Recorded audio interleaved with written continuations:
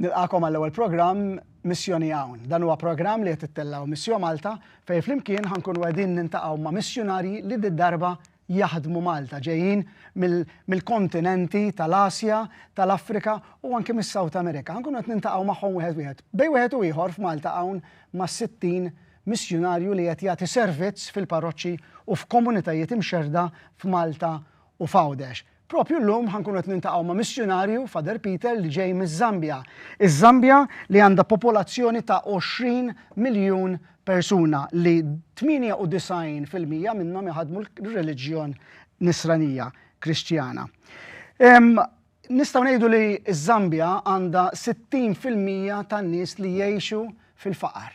Iwa, sewwa smajtu, 60% iktar minn nofs il-popolazzjoni tal-20 miljun jgħixu fil-faqar. U ħafna drabi dawn ikunu qegħdin jgħixu fil-postijiet rurali li hemmhekk il-persentwal jola kważi għal 80% li jgħixu f'dawn il-postijiet imbeda miċ-ċentri tal-irħula u għalhekk hemm iktar faqar u faqar jiġi mħabba l-edukazzjoni, mħabba nuqqas ta' ilma, mħabba nuqqas ta' xogħol u ħafna affarijiet oħra. Però ma dan ħankunu qed nitkellmu iktar fid-dettall ma' Father Peter. Father Peter, welcome to our program. I've just did the introduction. It's about Zambia and about this program, because this program we are going to meet about 60 missionaries from Asia, South America and Africa that they are working in Malta. Usually we talk and we invite missionaries, Maltese missionaries or volunteers that went to mission abroad. But this time these programs are dedicated for people and like you that are doing missionary work in Malta. So maybe you tell us a bit about yourself. Okay, my name's Peter Tembo. I have been a priest for 6 years. This should be my 7th year. It is my 7th year. I was ordained in 2019 on the 6th of August. And I served in 2 parishes, St. Charles Luanga in Lusaka itself, and then for 3 years at the Cathedral of the Child Jesus with my Archbishop, Dr. Alik Banda. I come from a family of 3 boys and 2 girls. My parents are both alive, and I am 33 years of old. Oh, I was going to ask you that. So you're 33 years old. 33 years old, yes. So I've just did an introduction about Zambia, the population of 20 million people, and 98% they are Catholics, Christians, to be precise, yes, Christians. So how come your vocation? How do you heard the call, your call? When I was a little boy, I became an altar server at a very young age, and I've have this passion for quite a long time, even when I was young, becoming an altar server, serving the Mass, being with the church. That has been my life. So when I completed high school, amongst many other things that I wanted to do, the priesthood stood out. It really stood out. And it would not come to comparison with any other thing. And I decided to speak about it with my parish priest and also with my parents.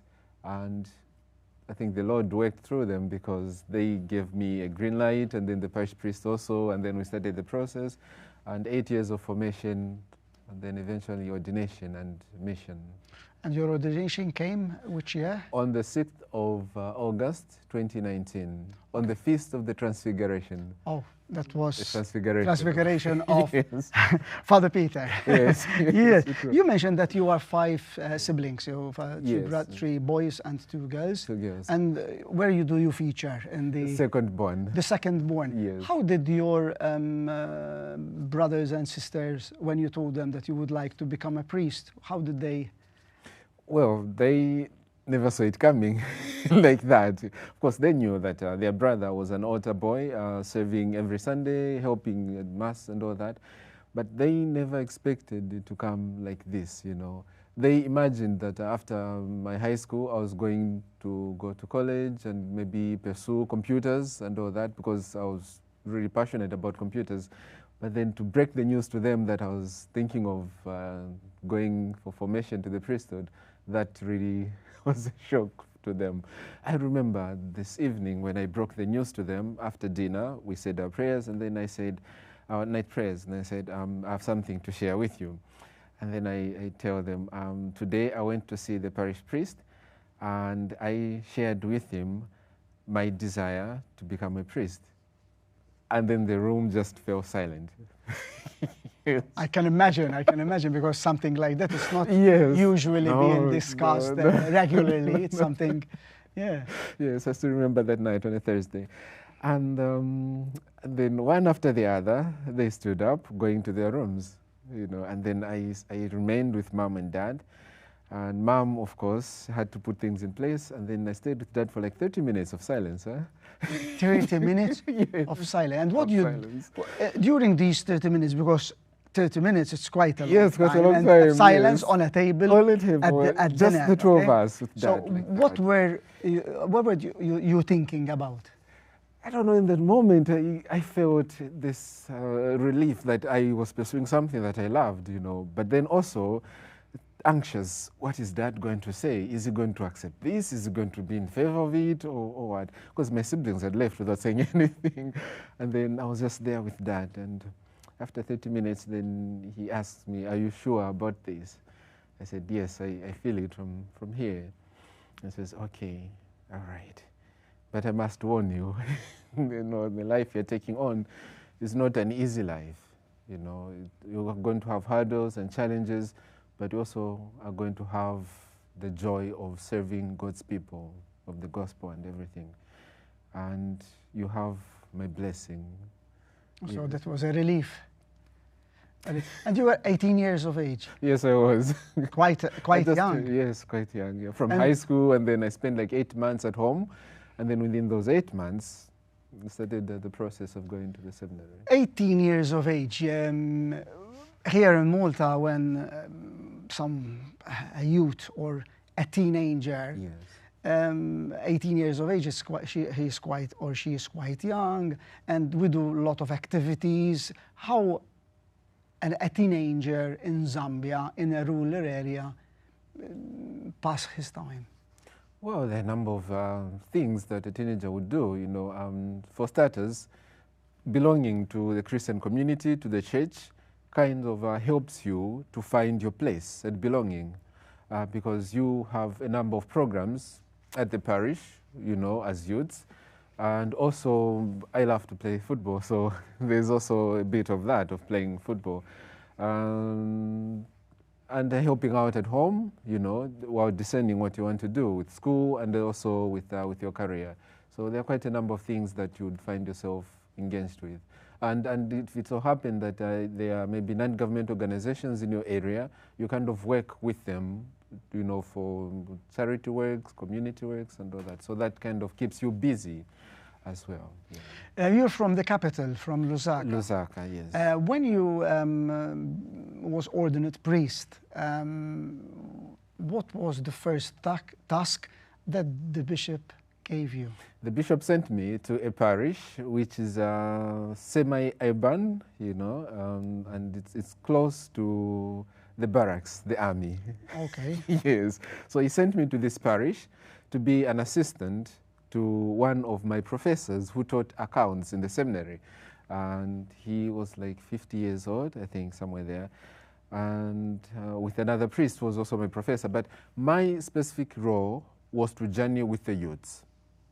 Okay. To journey with the youths, to be the young presence to them, a voice that they can kind of relate to, and thereby preach the gospel to them and help them to come close to Christ. Since we are mentioning youths, there is a photo, a particular photo that you have sent, that it's quite interesting, you with the youths. Maybe we can have a look at this photo, and then maybe you can also give us some information about this picture and what are these, what is this picture is all about.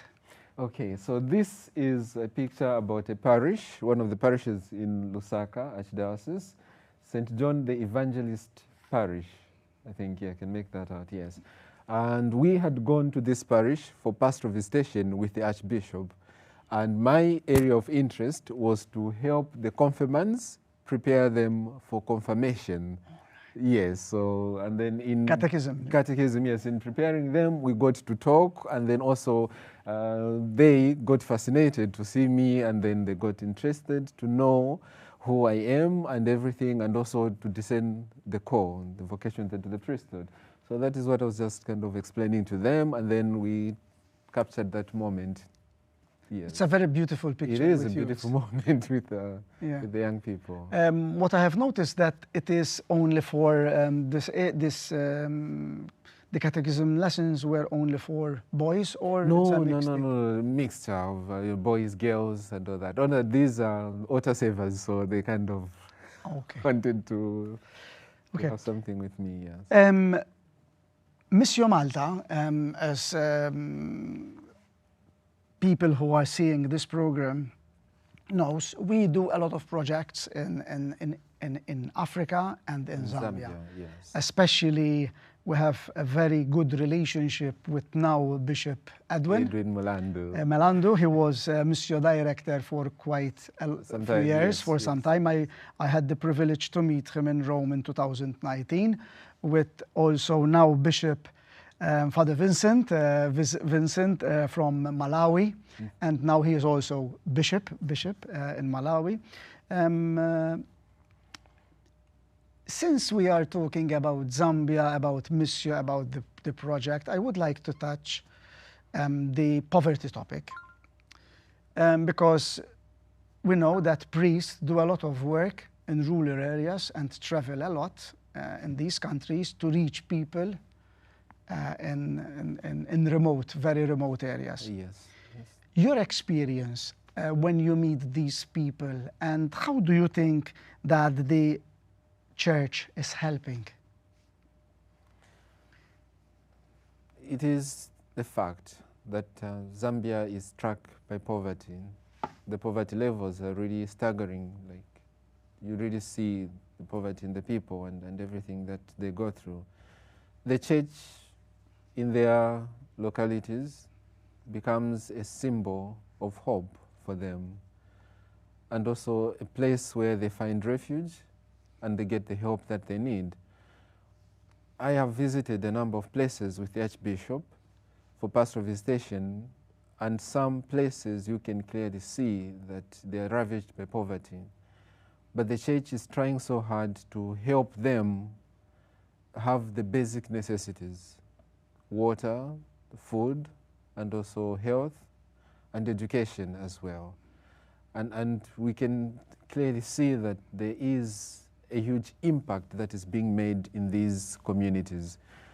But what I see is that it is good to give people a fish, you know, 1 or 2 fishes, that's good. But it is also of high importance to teach them how to fish, to notice opportunities, you know, so that they, empowered, can do something about their own situation, taking advantage of the rivers, taking advantage of the rainfall pattern, taking advantage of land itself, you know, so that they can be something there. But it is quite challenging for a priest who is serving in a rural parish, because he is met by these or with these challenges, and he has to be there for them. And at times the priest will be like the one who helps them with almost everything. Whenever there's someone who's sick in the community, the priest will have to take them to the hospital, you know. If there's need of education and all that, the priest is literally at the center of all that, yes. But there's a lot that still needs to be done. So the priest is not just serving as a priest? No. But serving a lot of different other... Yes. So is there, I would like to have you ever personally witnessed a situation that deeply moved you during your work in Zambia? Well, there have been a number of experiences, really. There have been a number of experiences.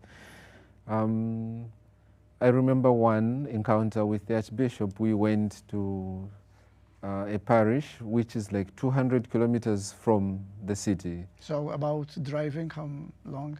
That will take about almost 3 to 4 hours, but given the terrain, Yes. the roads and stuff, Yes. so almost 5 hours. Yes. And we went to this place, and they were told, prepared before, that the bishop would visit them.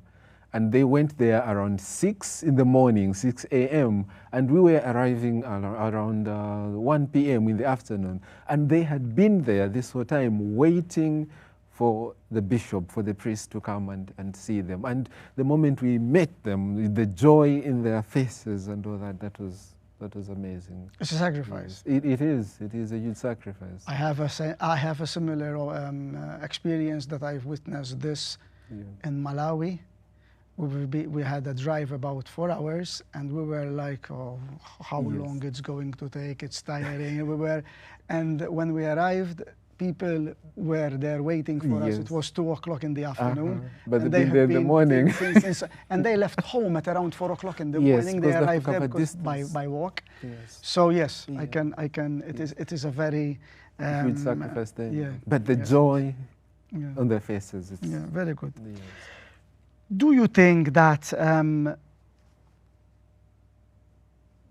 education is a very important factor that people can go out of poverty with education? Yes, it is. It is a huge factor that people need to have in their lives, you know.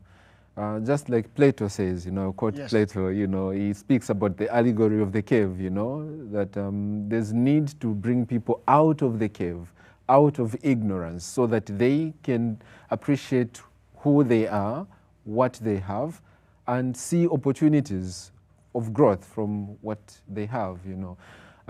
Say, like I mentioned before, out of ignorance, people may not realize that the land they have is good for them and they can be used to feed them, you know, and also many opportunities like that. But when you educate them, you kind of bring to their attention to notice things that can help them, you know, in planting of trees, crops, this and that, you know, a natural way and organic ways of farming. It can be in the area of farming, it can be in the area of health, different sectors, even spirituality, the same thing, yes.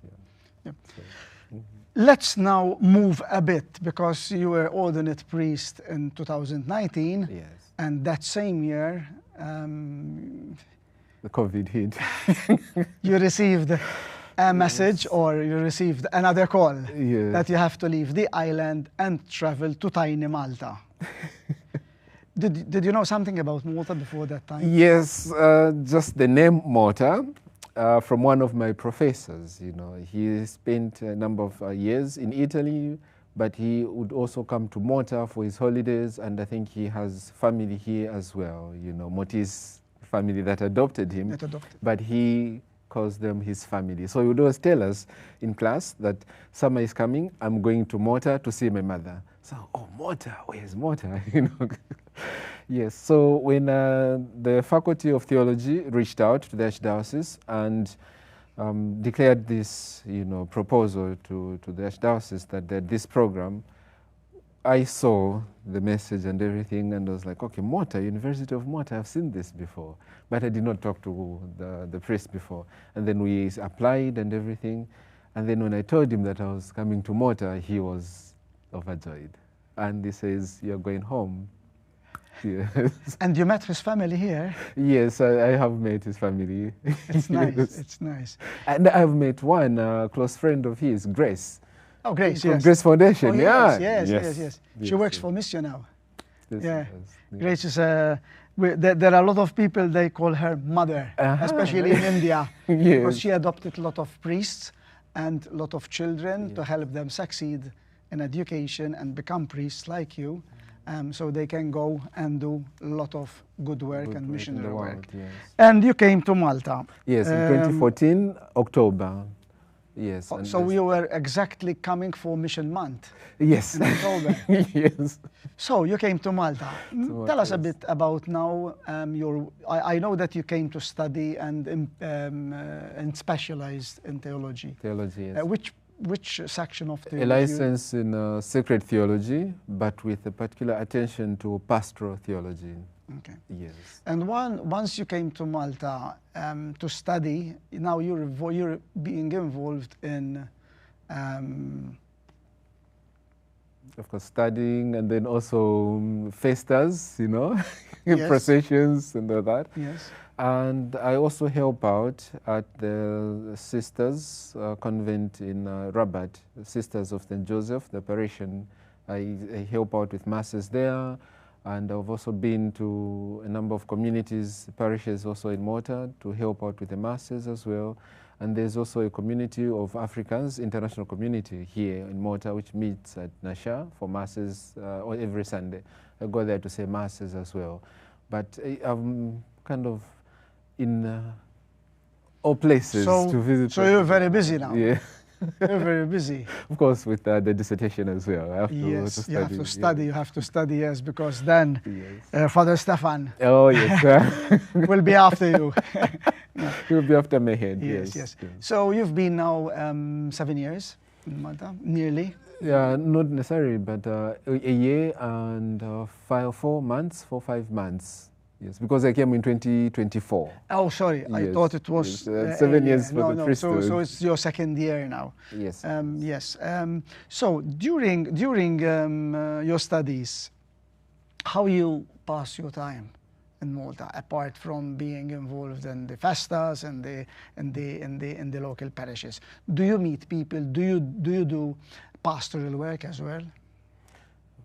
Well, because I have to study quite a lot, so in terms of pastoral work, I have pastoral work in whenever I'm invited. I am available, and whenever I'm invited, maybe to help out with confessions, to help out with a retreat, to help out with a day of prayer, I go for the same programs.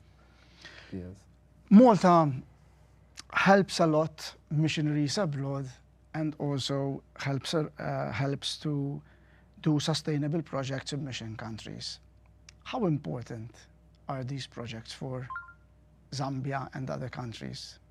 Well, I'm sure you have seen reports from the eastern part of Zambia. You know, you have worked with the Diocese of Chipata. Yes, we yes, have. and also with Malawi. Lusaka and Yes, and from the reports and the pictures, I'm sure you're able to see the joy that comes with doing that work, you know, because you're able to provide water and also help with education, and you see the huge impact that this brings to the community. So it is really amazing, the kind of work that we're doing. First, we mentioned education. Here in Malta, education is free to everybody. So from a young age of 3-4 years, we start going to kinder, then primary, secondary, University. then we move on to higher education and university, and specializations. We have a lot, and people are fortunate here.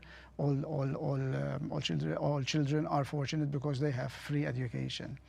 But it is not just education. We mentioned education as a factor, yes. an important factor for children to elevate from the poverty line. Mm-hmm. But there are also other problems, like, for example, clean water. Here in Malta, you know that we open in the morning, we open the tap and we find water. We cannot realize how we can live without water. But you, born in Zambia, in a big family like yours, how people can survive without water? And what are the challenges that this brings? As you rightly put it, you know, in Malta, the blessing of having water, you know, just at the opening of a tap, makes you appreciate where Malta is now, you know, given where I am coming from. I remember growing up, we as a community only had one borehole, a hand pump in the community. And how big was the community? The community, say, of about 1,000+ people, quite a lot. With yes. one borehole? One borehole. And they so have now to imagine, walk yes, as well? Distances. Not you have distance. to cover a lot of distances to go to just this one place to fetch water. And if you want to maybe have water on time and all that, you have to go there early in the morning. So that means around 4 or 5 in the morning, you go to there and you line up. And there are times when the borehole, maybe something has happened to it and it's no longer working. So that means that whole day you have to move kilometers to a different village to fetch water. And there's that struggle. You really see it, you know, and lived. Yes, you lived it. Yes, yeah. And when I was in these countries, and I was obviously observing people walking these distances, yeah. it was during early morning or even 8 or 9 o'clock in the morning. Yes. And most of these people were young children carrying these huge containers, basins and stuff. It is not just about fetching water to survive, but also losing time to go to school. Of course. So of course. And these then also things the are distances with where schools are as well. Because imagine you have to cover such distances to fetch water, wash your uniforms or prepare yourself and all that. And then after doing all that, you still have to cover 8, 10 kilometers, even 15 or 20 to go to school. Imagine that experience. So that's why African people are very good for cross-country and winning races. Because they are a lot of legwork, yes. Every time. So we're coming to an end, to end. But I would like to ask you two things. Okay. First, I would like to show you a picture okay. with the bishop, because he is a good friend, a friend of ours, of mine, and also I saw this picture. And maybe tell us about something about this picture, and who are the other two? Are they seminarians as well? Now they are priests. Now they are priests. So three priests with a bishop. With a bishop, yes. With a bishop. Yes. Yeah. So what is your experience with Bishop Mulandu? He's an amazing bishop. Humble, ready to do the Lord's work, and committed to doing the Lord's work. I knew him before he became bishop. So when he was director? Yes, because his residence, when he was director in Lusaka, was just next to St. Dominic's Major Seminary. Yes. So he would come to the community to give us days of prayer, retreats, and also, you know, to interact with us. Okay. Yes, play a bit of volleyball. Okay. Yes. And another photo is very interesting, because we saw this team going abroad about 2 weeks ago to Poland, on the social media in Poland. I thought, priest going for futsal. So yes. How was your experience? So you played well. Yes, we did. It was the first time Mota was playing in the tournament, and the tournament has been in existence for almost 20 years plus. Oh, you know, long. yes, and Mota has been missing out on this experience. And last year, we intended to go last year, but we did not have the numbers. But this year, we kind of worked hard and recruited more priests to join and train, and then also put things in place and go to Poland for the same tournament. It was really an amazing experience, because we got to meet different priests, yes, different ages, different situations, playing futsal. Exactly, and the intensity of the tournament. Oh my God! Yeah. I thought it was going to be a walk in the park, but we got there and then saw the seriousness with which these teams, played futsal. It was really amazing, and not just people, or men, but priests. You know, these are priests, and they are committing themselves to sports like that. It was really an amazing very experience. Interesting. Yes. So with futsal, with Father Peter playing futsal in Poland. So from Zambia he came to Malta, joined our team, and went to Poland to play futsal. Father part Peter, of the mission. Yes, part of the mission, yes. Thank you very much for joining us today, and having also hearing your experience. Nirringrazzjakom li intom kontu magħna llum għal dan il-programm, l-ewwel programm mis-sensiela Missjoni Hawn għax Father Peter kif smajtu sew qiegħed Malta jagħmel il-Missjoni Hawn, Malta apparti li jistudja jagħti wkoll servizz fil-parroċċi madwar Malta kollha. Aħna ħajkonna iktar programm minn da ħanintaqgħu iktar ma' missjonarji li qegħdin jaħdmu f'Malta. Jiena l-ewwel programm ngħidilkom grazzi tal-li kontu magħna u narawkom għal programm ieħor.